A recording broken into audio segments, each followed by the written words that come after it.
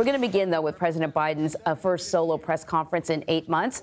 Biden answered questions from reporters for nearly an hour. Many of them focused on Biden's age and whether he would step aside after last month's shaky debate performance. But the commander-in-chief remained defiant amid growing calls from within his own party to end his campaign.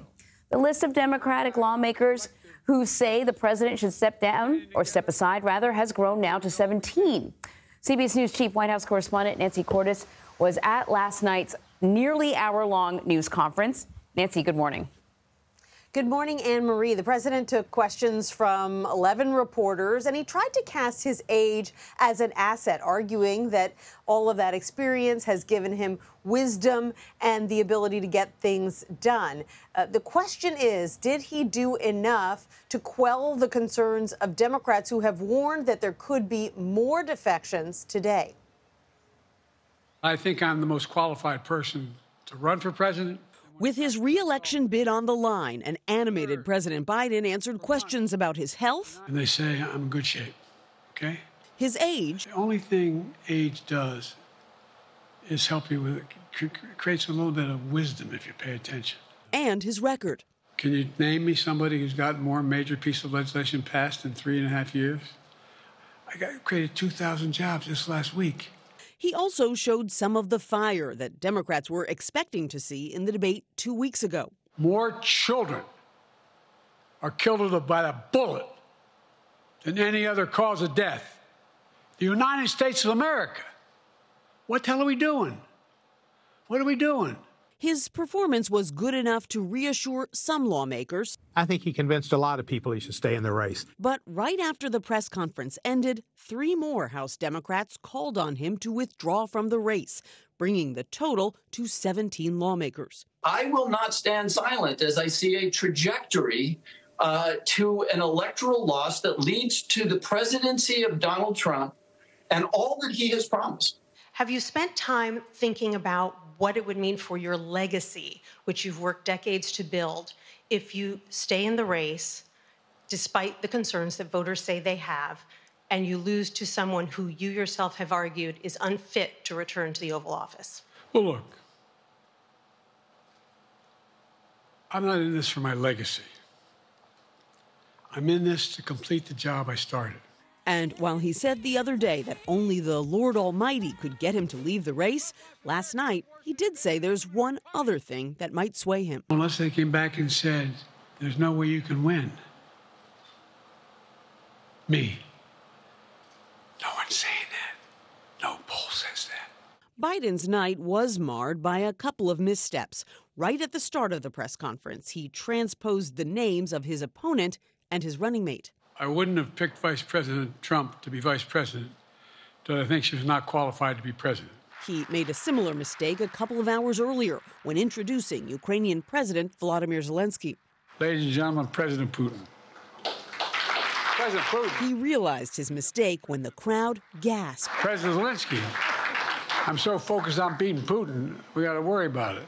Anyway, Mr. President. I'm better. Donald Trump mocked those gaffes, but Biden campaign officials tell me they're actually pretty pleased with how the news conference went last night. They felt that he showed a command of foreign policy, in particular, that his opponent cannot match. President Biden himself said that he knows he has more work to do to reassure worried lawmakers, and he's heading to Michigan this morning, Anne-Marie, to hold what the campaign is billing as possibly his largest rally of the campaign cycle so far. Okay, so the campaign seemed pretty pleased with the press briefing. But, you know, we've been reminding everyone that this is the first solo press conference that the president has had since last year, November. Right. I mean, if we got a better look at him on a regular basis, maybe some of the doubters would not be doubters. Why doesn't the White House do more of this stuff? That is a great question. You know, there was one campaign aide who even said to me this morning, he's probably better at these than he is at interviews. You know, they were very, very happy with how it went for the most part. I think the reason they don't do it more often is that they worry that a single moment, like that moment at the start of the press conference where he mixed up Kamala Harris's name with Donald Trump's name, ends up being the thing that people remember from the entire hour-long experience. So that's one reason why his press conferences have been so curtailed. I think there's also a feeling that when he has done these press conferences in the past, he really has enjoyed them. He's enjoyed the back and forth with reporters, and sometimes the experience goes on a little longer than his aides would like it to. He ends up calling on more reporters than they had initially planned, maybe some reporters that they didn't want him to call on. And so it's just a difficult environment for them to control. And in a White House where they've increasingly been seeking control, it's something that they've put on the back burner. Interesting. Nancy, thank you very much. You're welcome. Well, CBS News has new reporting that dozens of Democratic lawmakers could issue statements calling for President Biden to step out of the race over the next 48 hours. So for more on this, I want to bring in CBS News congressional correspondent Nikole Killion. So this is interesting, Nikole, and I don't know if if some of these decisions were made prior to last night's press briefing or since it. Nikole, what are you hearing about this?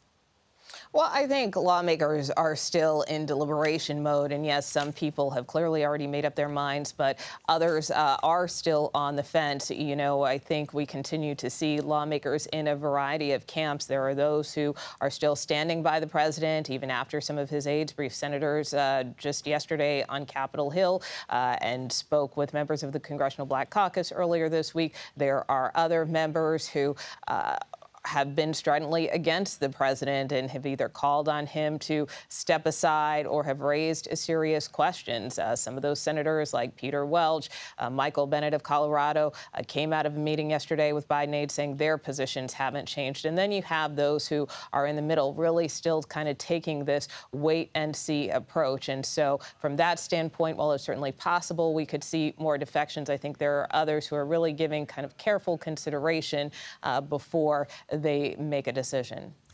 So before Biden's press conference, his campaign team released a memo, an internal memo, and part of it said this: the movement that we have seen, meaning the movement in terms of support, the movement that we have seen, while real, is not a sea change in the state of the race. While some of this movement was from undecided voters to Trump, much of the movement was driven by historically Democratic constituencies moving to undecided.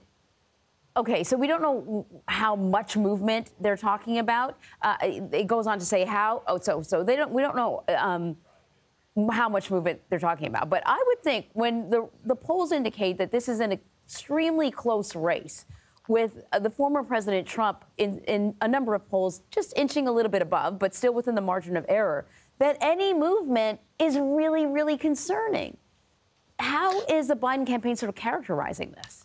Yeah, well, I would also note, I think in that same memo, they also make the point that they believe writ large, at least in a lot of these critical swing states, that the race has largely remained unchanged, and that in their view, they still believe that there is a path to victory, a path to 270 electoral votes. And based on their internal polling, they say that there is really no one who matches up better against the former president than the current president. So, you know, they do kind of counter with some other points as to why they feel that the president's path is the best one to be on right now. But again, to the point we discussed in the earlier question, I think you have a number of lawmakers who are skeptical of that, who are doing their own internal polling in their district and really kind of keeping a close eye on those numbers. And a number of Democrats have said, you know, this really shouldn't necessarily be a decision about how the president does at a press conference or at a campaign event, but that we do need to take a hard look at these numbers, and that should be driving our decision and our course of action. So there are kind of two sides to that coin. There certainly is. Nikole, thank you very much.